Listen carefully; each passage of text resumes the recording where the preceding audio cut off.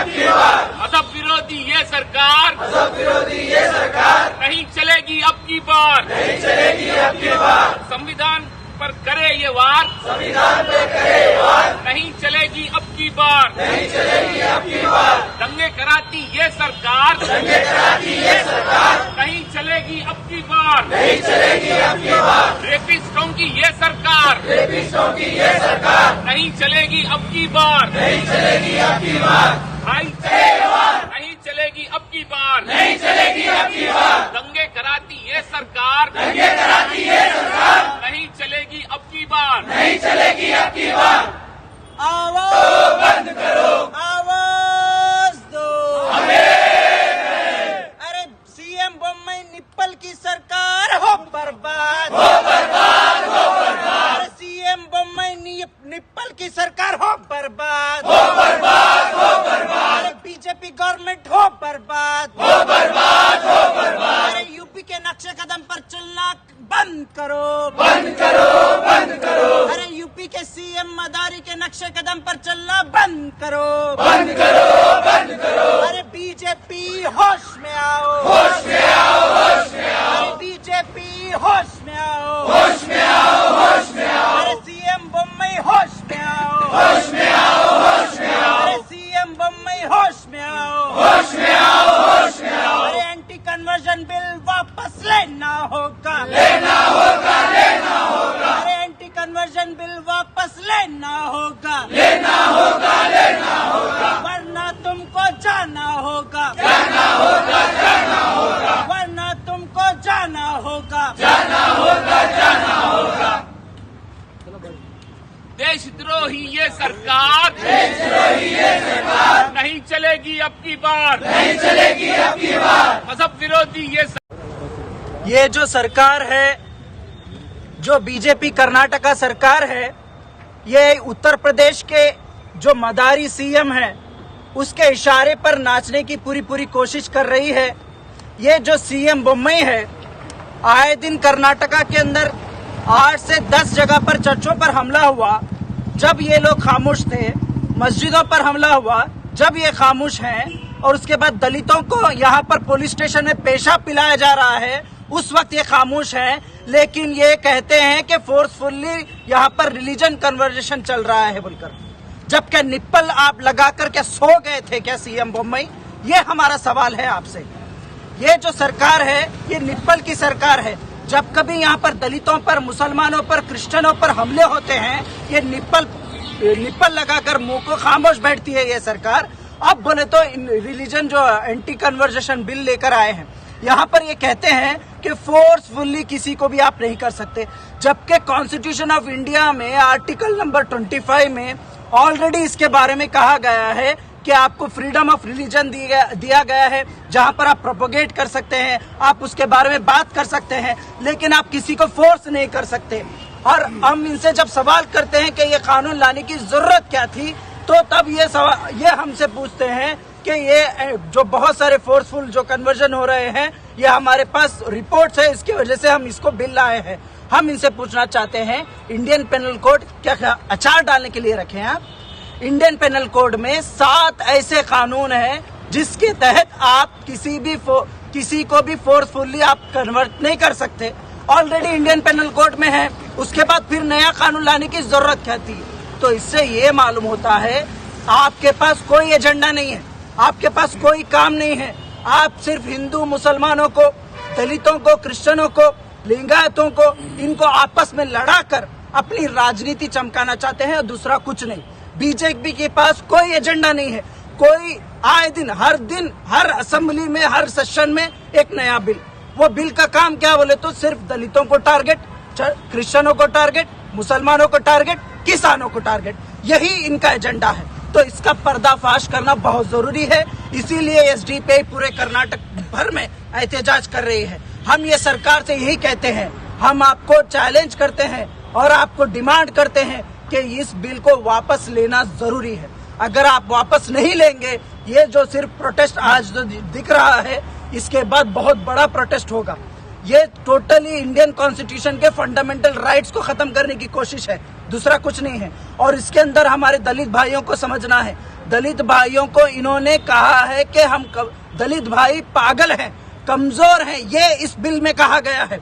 और इस बिल के अंदर ये भी कहा गया है कोई भी रास्ते पर चलने वाला शख्स अगर किसी के ऊपर कंप्लेंट दिया तो उसको 5 लाख रुपए देंगे। ये लोग किसके जेब से देंगे 5 लाख रुपए? और उसके बाद जिस शख्स के ऊपर इल्जाम लगेगा वो शख्स अपने आप को प्रूफ करना है वो कोई इनोसेंट है। ये ऐसा कानून कौन बनाया? पूरे इंडिया के अंदर सबसे खतरनाक अगर कानून बना है तो ये कर्नाटक स्टेट के अंदर बना है। ये बहुत ही गलत कानून है। उसके बाद इसके अंदर ये भी कहा गया है जो दलित क्रिश्चियन बनते हैं, जो दलित बुद्धिस्ट बनते हैं, उन लोगों को ये रिजर्वेशन नहीं देंगे। तो ये सबसे बड़ा यहाँ पर फर्क है इस बिल के अंदर। तो पूरे हमारे दलित भाई इसके खिलाफ एहतजाज करना बहुत जरूरी है। उसके बाद इसमें यह भी कहा गया है कि तमाम कर्नाटका के जितने भी चर्चेस हैं, जितने भी प्रेयर हॉल है, उन तमाम लोगों की सर्वे किया जाएगा और उन पर रेड किया जाएगा। वहां पर कितने प्रॉपर्टीज हैं वो सब कुछ चेक किया जाएगा। ये देख रहे हैं कि जब से बीजेपी सरकार बनी है सिर्फ यहाँ पर हिंदू, मुस्लिम और सिख ईसाइयों के खिलाफ ऐसे ऐसे कानून बना रही है। ऐसा लगता है कि यहाँ बीजेपी के अंदर जितने भी लोग मौजूद हैं वो पढ़े लिखे नहीं हैं, अनपढ़ नजर आते हैं। इसलिए कि जिनको अवाम ये चाहती है कि कोई ऐसे कानून बनाए जिनके तमाम पेशवाओं पर, जो मजहबी पेशवाओं पर जो गुस्ताखी की जाती है, उनके खिलाफ जो बयान दिए जाते हैं या उनकी बेहुरमती की जाती है, उसके ताल्लुक से कानून बनाने की बात कही जाती है तो वो कानून नहीं बनाया जाता है। बल्कि जो हमारे संविधान के अंदर जो आज़ादी हमें दी गई है कि जहाँ पर हम अपने प्रचार जो अपने इस्लाम का या ईसाई जो अपने इसके तमाम प्रचार कर सकते हैं, लेकिन ऐसे जगहों पर जो है वो कानून हमारे संविधान में दफ़ा 13 के अंदर ये चीज़ है कि हमें आज़ादी मिली है कि हम जो है हर तरह से आज़ादी के साथ रह सकते हैं, खा सकते हैं, अपने मज़हब का प्रचार कर सकते हैं। लेकिन ऐसे कानून बनाकर मुसलमानों को, दलितों को एक टारगेट कर रही है। लेकिन इससे जो है मुसलमान डरने वाला नहीं है। मुसलमान जो है हमेशा से यहाँ पर जो है हिंदुस्तान को बचाने के लिए, संविधान को बचाने के लिए आगे रहा है और अब भी हम जो है आगे रहेंगे और इस कानून को हम मानने के लिए तैयार नहीं है। ऑल इंडिया इमाम कौंसिल मौलाना इब्राहिम, डिस्ट्रिक्ट पंचायत। इसमें 1 मिनट और एक बोलना है। आज पूरे कर्नाटक में हर डिस्ट्रिक्ट्स में, हर तालुके में डीसी के थ्रू, तहसीलदार के थ्रू गवर्नर को एक मेमोरेंडम दे रहे हैं। जो रिसेंटली बेलगाम सेशन में जो एंटी कन्वर्शन बिल लाया गया है उस बिल के खिलाफ हम जानते हैं कि कर्नाटक की जो बीजेपी गवर्नमेंट है और यहाँ की जो संघ परिवार है कर्नाटक को यूपी के नक्शे कदम पे चलाना चाहती है। लेकिन हम ये बताना चाहते हैं कि social democratic party of India आपका ये जो नाजायज मंसूबा है इसको कामयाब होने नहीं देंगे। Social democratic party of India आज पूरे कर्नाटक रियासत में एंटी कन्वर्शन बिल के खिलाफ हम प्रोटेस्ट कर रहे हैं। ये हम मानते हैं कि एंटी कन्वर्शन बिल एक एंटी कॉन्स्टिट्यूशन है और हमारे जो आर्टिकल में और हमारे जो संविधान में हमें जो फ्रीडम देता है कि हमारे रिलीजन को हम प्रैक्टिस कर सकते हैं, प्रोपोगेट कर सकते हैं, प्रीच कर सकते हैं, उसके खिलाफ है। देखिए कितना अजीब वाकया है कि ये बिल कहती है कि अगर किसी हिंदुस्तानी को या किसी कन्नडिगा को अगर अपने पसंद का कोई अगर मजहब चुनना है तो डीसी को मेमोरेंडम देना पड़ेगा। तो फ्रीडम ऑफ रिलीजन कहाँ से आ गया? एक आदमी की जो पर्सनल जो फ्रीडम होती है वो कहाँ गई? हमें ऐसा लग रहा है कि इंडिया को ये बीजेपी वाले, ये संघ परिवार बनाना रिपब्लिक बनाना चाहते हैं। जिस तरह से नॉर्थ कोरिया में हम देखते हैं कि जिस तरह से तानाशाही हो रही है, उसी तरह से यहाँ पर मोदी साहब के अंडर में इंडिया को तानाशाही की तरफ दिखाने की कोशिश कर रहे हैं। सीधा सीधा ये जो बिल है एंटी कॉन्स्टिट्यूशनल है। हमारे जो फ्रीडम ऑफ राइट्स है, हमारे जो फंडामेंटल ड्यूटीज है, इसको सबको ये पूरे रौंदता हुआ ये बिल लेके जा रहे हैं। इनसे इनको तकलीफ ये है कि इनका जो नाम लेने वाले जो हिंदू वोट्स है उनको एक हिंदू वोट बैंक बनाकर उनको रखा जाए।